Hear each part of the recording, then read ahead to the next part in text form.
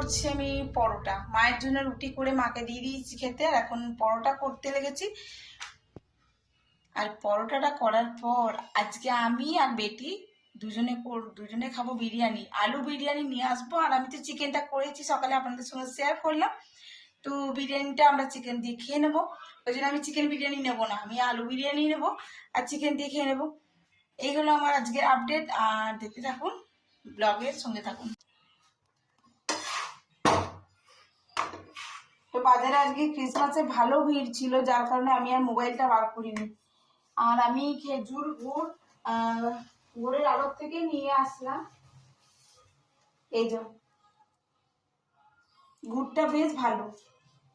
আর নিয়ে এসছি লেবু, আমি শীতকালে প্রচন্ড পরিমাণে লেবু খাই। আজকেও নিয়ে এসছি ব্যালজিতে 80 টাকা কিলো লেবু নিয়ে চলে এসছি, 1 কিলো মতো নিয়ে এসছি। তো এখানে আমার কমপ্লিট হয়ে গেছে 10খানা পরোটা ভাজা।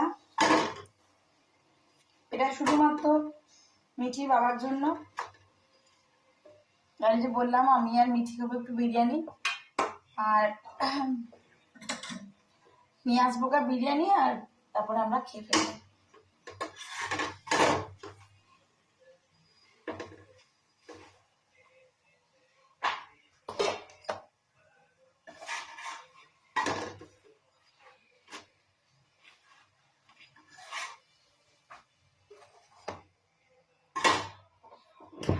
তো চলুন, এক তাওয়াতেই কমপ্লিট করে দিয়েছি আমি 10খানা পরোটা।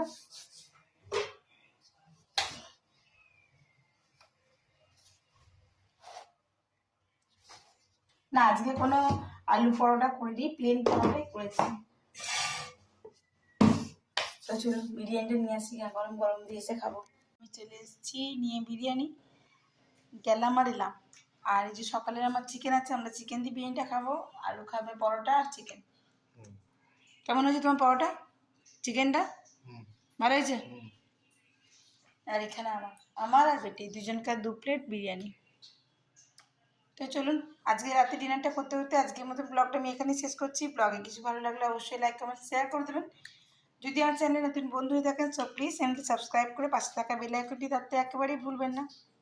আজকের মতো এইটুকু, সকালে ভালো থাকবেন, টাটা, গুড নাইট।